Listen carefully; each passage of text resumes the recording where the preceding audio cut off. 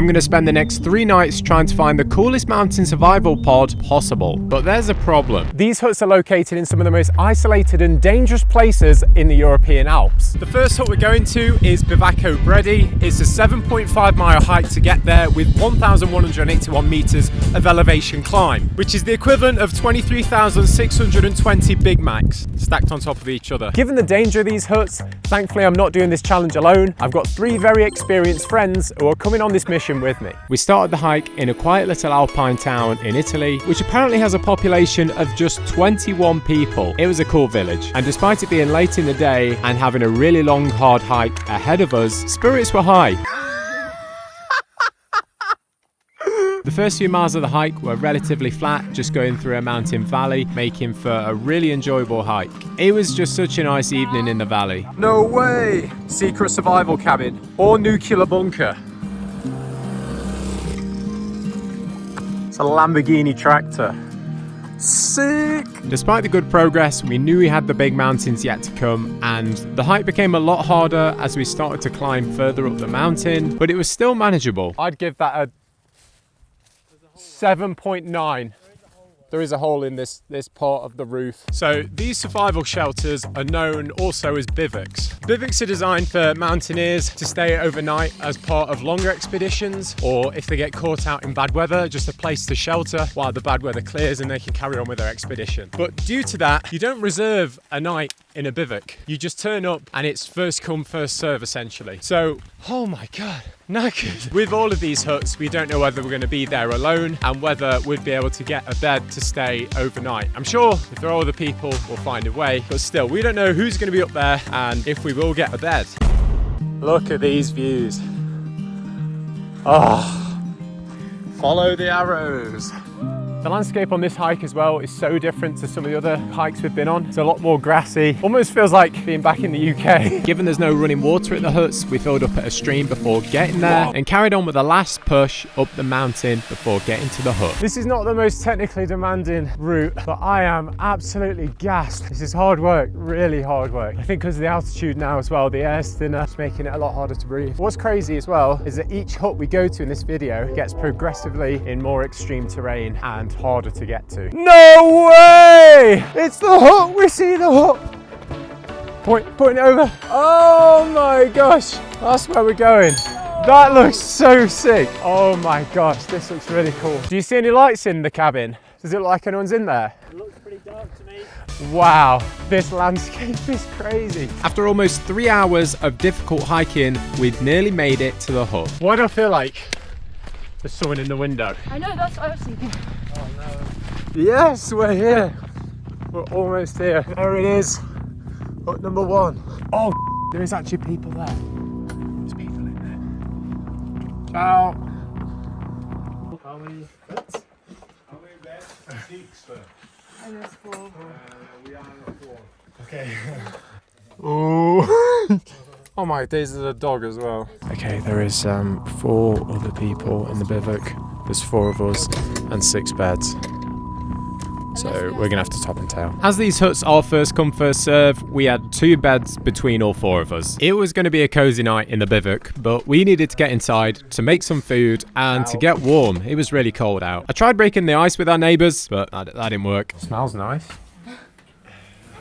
Our neighbours in the bivouac was a man with his 3 kids and his dog, which I thought was the coolest thing ever, that he was taking his kids on these kind of adventures. Where are you from? We got blankets from under here, so sleep on these. First port of call, food. Ben and Betty made some incredible baguettes for dinner, and I sort of oversaw the operation. And after that really long hike, this was just what we needed. Cheers! First impressions of the bivouac, it's sick. I think I'm obsessed with these bivouacs, so I may be quite biased. This has got like a minimalist, like Scandinavian style to it. There's loads of these bivouacs in the Aosta Valley, and we've picked out what we think are some of the coolest ones. And at every bivouac we go to, we're gonna give them a rating. And we're gonna do that for every single hut in the hopes of finding the best bivouac in the Aosta Valley. Look, there's a dog. This is the family's dog. Hello. Tomorrow, I'm gonna give you a full hut tour. For now, I'm gonna go get settled down with the gang. We'll go play some card games, get some dessert, and get some sleep. That dog loves you. But before I could do that, I got chatting to our neighbour Daniele, who then proceeded to tell us about an accident that he'd had on a glacier, reminding us just how dangerous mountains can be. Fallen. Yeah, he had fallen. Okay. Yeah. In a crevasse. Oh gosh. For 7 hours in the water of the glacier. Water! The water. Search and rescue, okay, alpine search and rescue, and I arrived in hospital, but the first first response. okay, was I dead. Oh.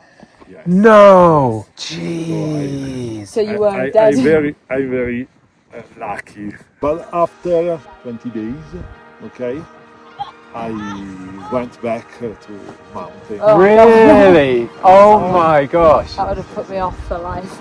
You overcame your fear, Yeah. and now you've got a beautiful family. Yeah. And a dog. Yeah. And a dog, yeah. We sat about, ate our dessert, and then got ready for bed. Okay, it's bedtime in the hut. Given there's not enough beds, I'm sleeping along here tonight. It was a cozy sleeping situation in the bivouac, but we made it work.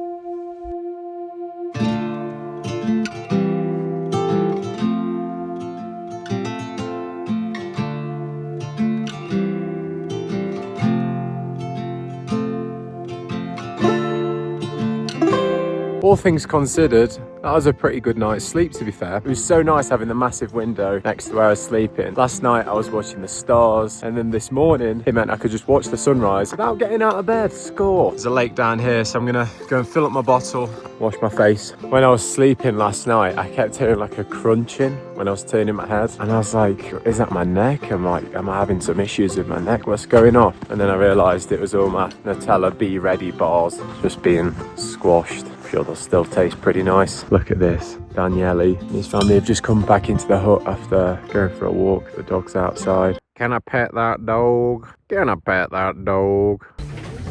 Morning. How did you sleep, Daniele? How did you sleep? So and so. So and so. Daniele was going to summit the biggest mountain in Central Europe tomorrow, which I thought was crazy. So he was telling about his plans to go and do that before him and his family said goodbye. Bye bye. Enjoy Valle d'Aosta. Take care. Ciao. See you later. Thanks. Bye. Ciao. What a nice family. We lounged about for a bit, then made some peanut butter and jam porridge, which was insane. Starting the day off right with a coffee with a gang. But you know, we're travelling light, so for coffee cups, I've got a Muller yogurt cup.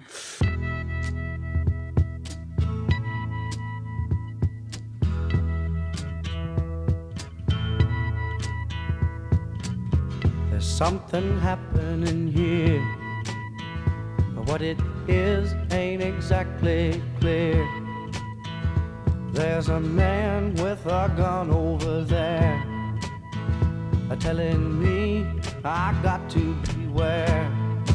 I think it's time we stop, children, what's that sound? Everybody look what's going down.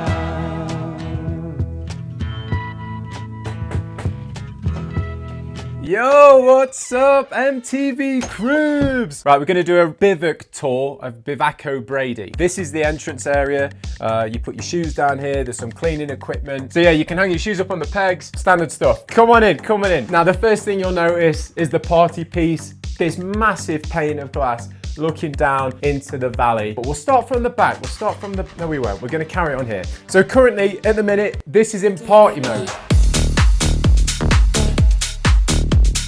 But there's also this table. So when you come to eat your food, boom, dining table. We've got USB ports, 2 there, 2 at the top, which is powered from a solar panel just out here, and there's batteries underneath. Almost forgot to mention, lights. This bivouac has lights. This is where I slept last night. Really good night's sleep, to be fair. The beds as well, the top bunk, also retractable, so you can have more space. 3 beds downstairs, 3 beds upstairs, and then you've also got underneath storage. You've got blankets, you can also keep your bags in there, so that's really good. We've also got a really good amount of shelving space down here for, you know, all the people that might stay. And the last thing that I'm going to mention, this is more of a somber thing. So each of these bivouacs, you'll notice the second name is actually named after a mountaineer who has passed away, generally local to here. So it's a real somber reminder of what is the purpose of these bivouacs. So here you can see Claudio Bredy. He's the mountaineer that this bivouac is named after. Overall, really impressed. Let's rate the bivouac. So this is all benchmarked against the bivouac that we stayed at last year. The video to that is linked up here. So we rated the hike for this a 4, the views a 7, sleep, this was controversial, 5.5, amenities an 8, wow factor 6. Oh, I feel like we've got them all wrong actually. The grand total is 30.5. So for each of the bivouacs, they leave a book for people who stay in the bivouac to sign. So we signed the book, made some lunch, and headed on our way to the next bivouac. Okay, we're on our way to the second hut. Thankfully, the second hut doesn't require any driving to, and we're actually doing this as a back-to-back hike, which has meant we've been able to have a nice chill morning. 10K hike. Don't know how many Big Macs of climb on this one, but as you can tell from this path that we're on at the minute, we're not following any footpaths. We're kind of just winging it. This next bivouac is the highest altitude bivouac of all 3 that we're going to, so it's not really an easy climb to get there. Onwards! The breakaway group is on an absolute tear today.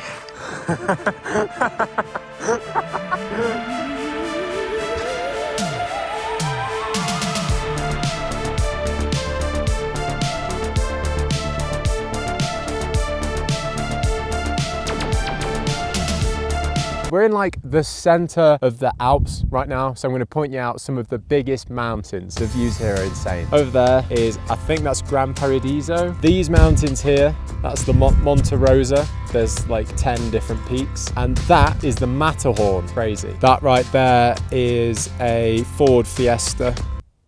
Joking. Somewhere around there is the hut we stayed at last night, and then that is Mont Blanc, the biggest mountain in Central Europe. We stopped for a squash be ready and a coffee with a view. Yeah, we're doing this in style. Coffee and Cantucci. Views. Oh yeah. We were walking along a ridge to get to the second hut, which doesn't make for easy walking, not to mention it being harder to breathe given the high altitude. Progress was slow, but we were having a great time. This altitude is killing us. Another summit though. I am your father. Imagine being their postman.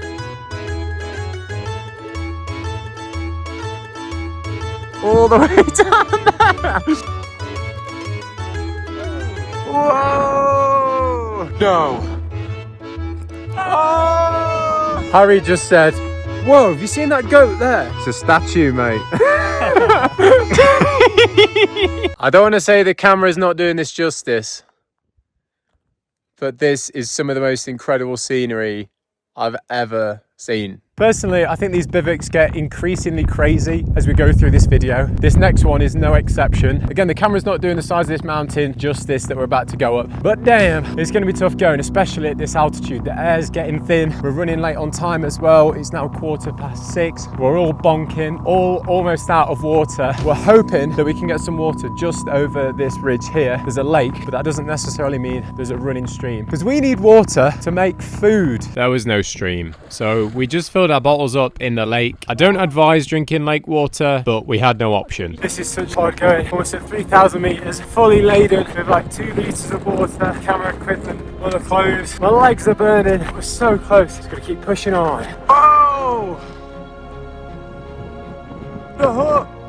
Wow, last bit of sunlight on the hut. It looks absolutely incredible. Definitely up there on the wow factor. So close.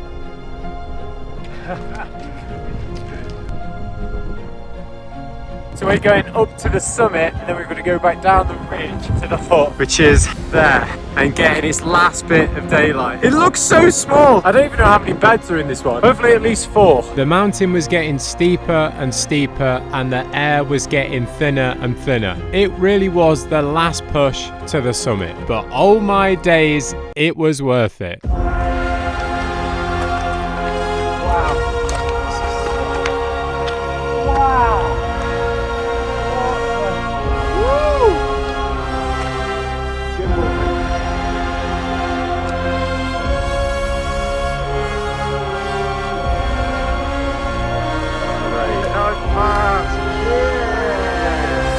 crazy, man.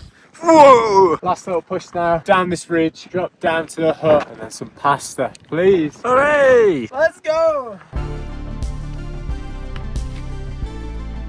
Come on! There she is. Oh no. So there's 4 beds in the hut with 2 people already in there. We're sharing beds again. Hopefully make some friends though. Hello. Ciao. Hello. Sorry we gate crashed. Where are you guys from? Oh, no. I spent some time networking with our new neighbours, trying to break the ice a bit, and they were really nice. Oh. What have I done to this eye? Wait. Vino! Okay, we've arrived in the hut. There's 6 of us with 4 beds, but it's a really nice hut. Super minimalist, really big mattresses. Very thick. Real bed mattresses. Real bed mattresses there. Very luxurious. Very luxurious, so good for the sleeping score. No blankets or pillows though. Luckily, here's one I brought with me. Oh! But no, really nice cozy bivouac. We're just cooking up some dinner. Come on, I'll just come and show you the view out the window.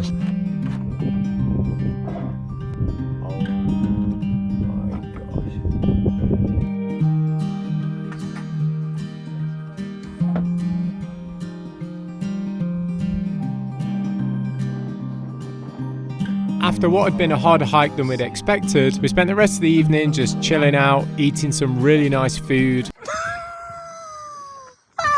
enjoying the coziness of the bivouac and watching over the valley as the sun set.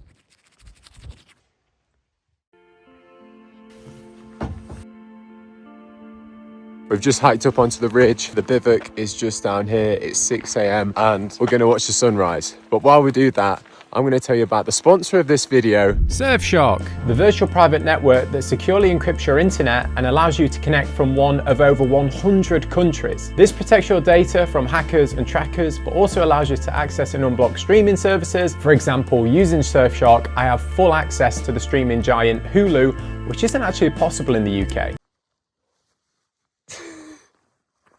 But my personal favourite feature is getting the best prices when shopping online. Companies offer different prices depending on what country you're in. So using Surfshark, I can save money when booking flights online just by switching my location. And given the 4 extra months you can get for free using code HOWIT at checkout, it's incredible value. Surfshark also offers antivirus, which is an incredibly powerful device protection that secures everything from your webcam to your files. So ensure your safety on the internet now by using the link in the description, and if you don't like it, you can even get a 30-day money-back guarantee. Thank you, Surfshark.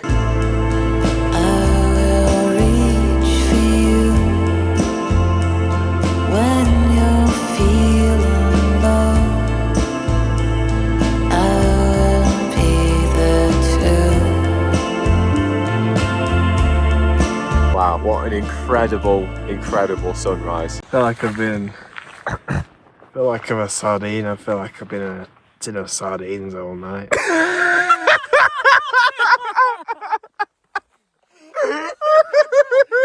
We're going to head back down now, get some breakfast, and then we're going to take you on a hut tour and then rank the bivouac. Let's go.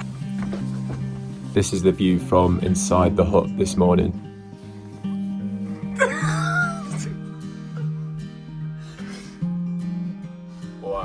We spent some time chilling out in the bivouac. It was just such a warm and cozy place to stay. We just didn't want to leave. It's now time for a bivouac tour. Let's go. So this is the external, like a metal cladding similar to the one. Nice finish, looks really cool. So first thing about the hut, we've actually got an avalanche breaker up here, which is just reassuring, I guess. And then down here, we've got what we think might be the old bivouac or like an old refuge. As you can see, it has seen better days. Anyway, right, let's go inside.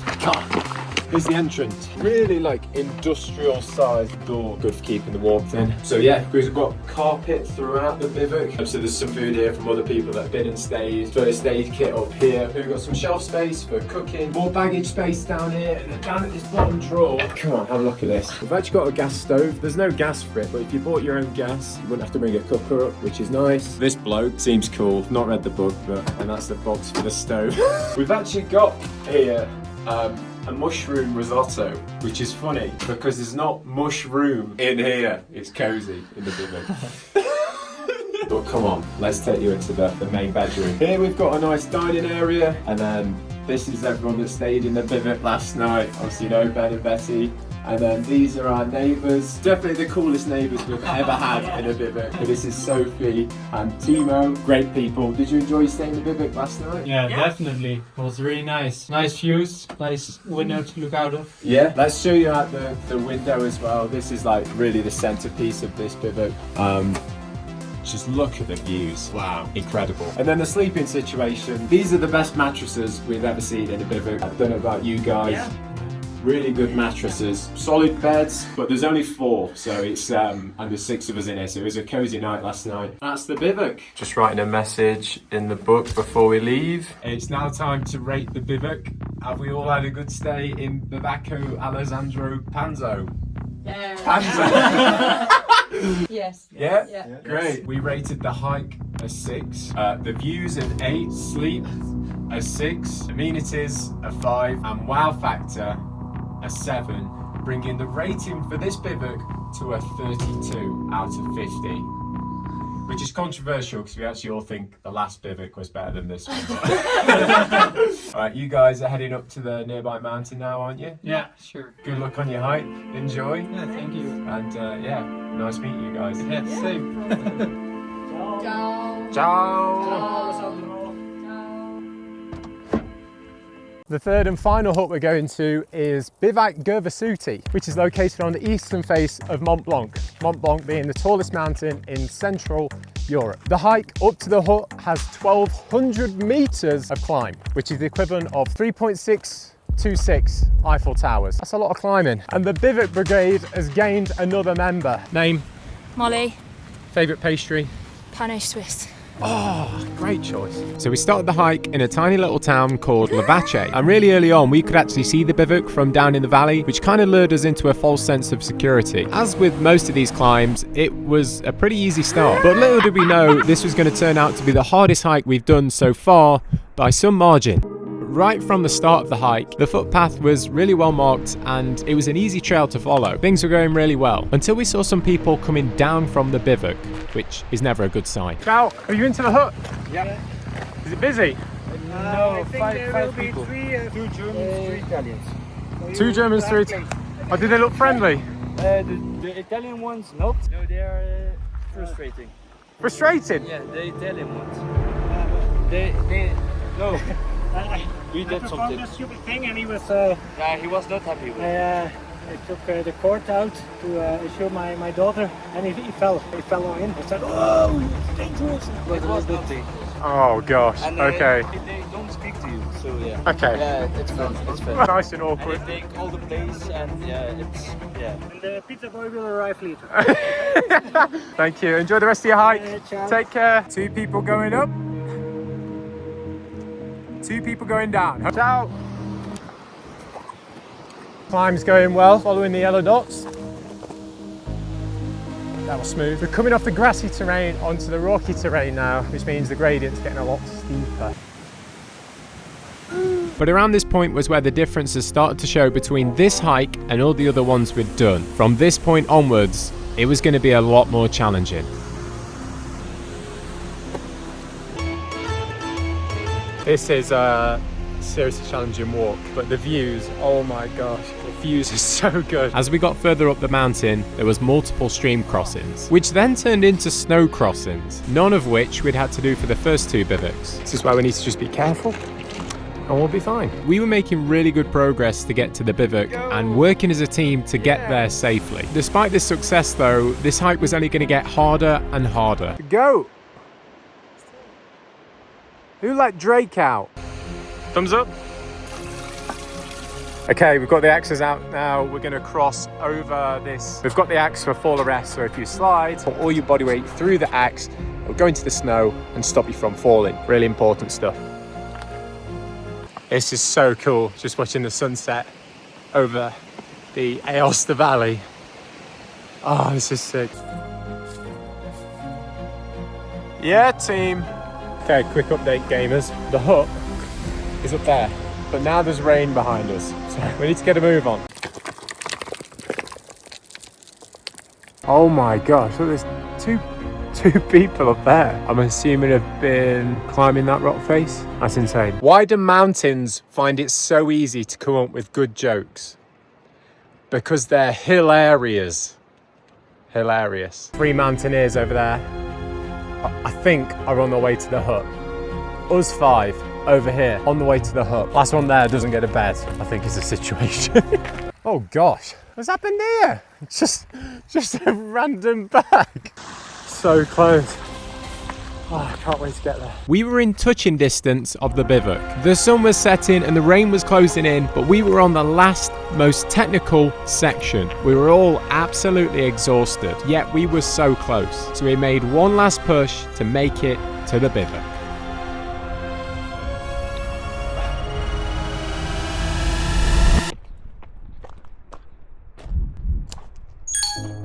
We've made it to the hut. There's 5 beds left. 5 of us, let's go.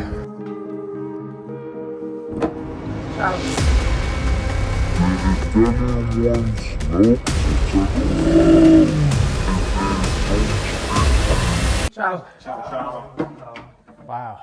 Huh.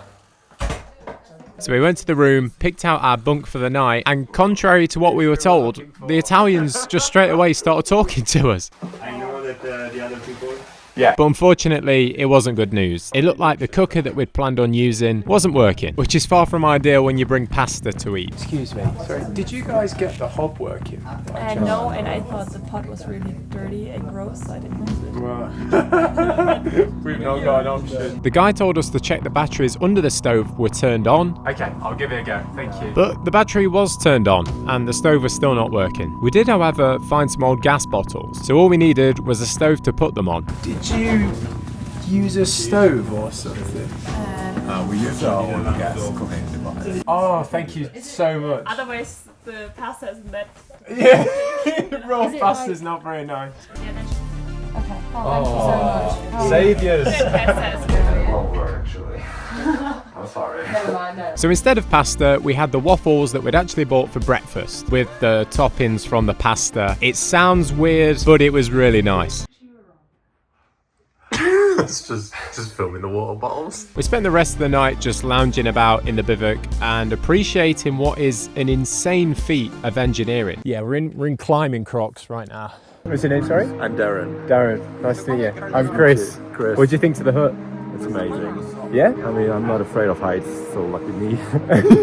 This is insane, isn't it? Just looking down on the valley. And we literally started down there at the start of the day. But no, this is so special, isn't it? Yeah. So cool. Okay, well, I won't see you in the morning, so nice to meet you. Safe travels.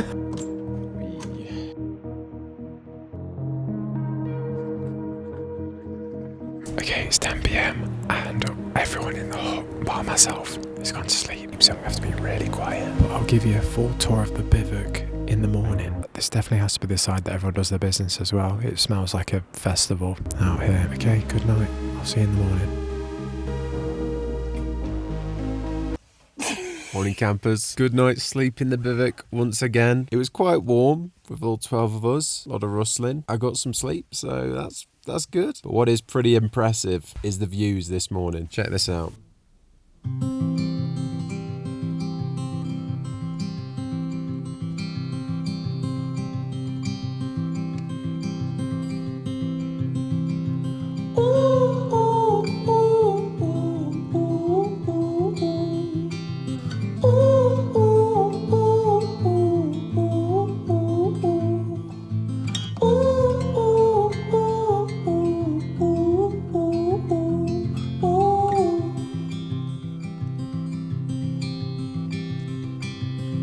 Wow, this is incredible.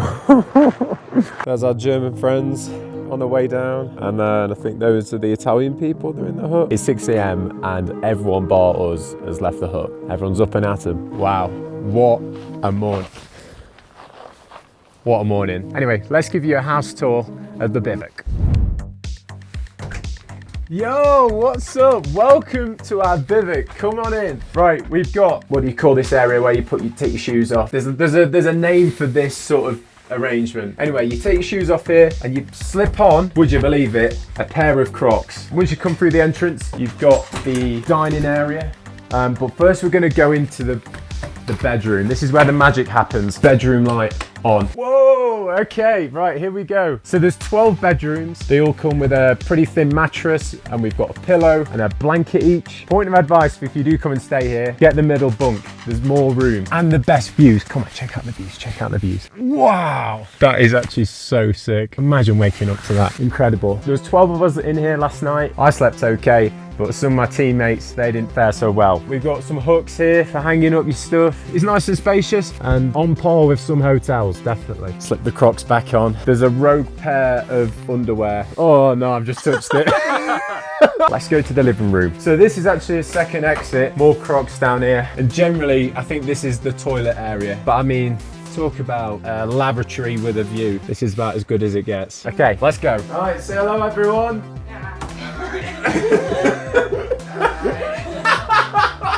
This is the dining area. I mean, look at this, so much space. This is the book that you can sign, that most people sign that come and stay in here. Now this is what sets this bivouac apart. It's got a hob. You've got a kitchen, essentially. I mean, we've even got a chopping board in a bivouac. Unfortunately though, this doesn't work. And this seems to be the problem. I don't know where this has come from, like what? There's a computer. Again, this is for emergencies or playing Minecraft. You've got a headset here and a microphone. More buttons up here. So this is for the cooker. Again, doesn't work. Oh yeah, there's electricity in this hut if you need it. I like how there's an on and off button separately instead of using one switch. That's interesting. Before leaving the bivouac, we all sign the book. What is it?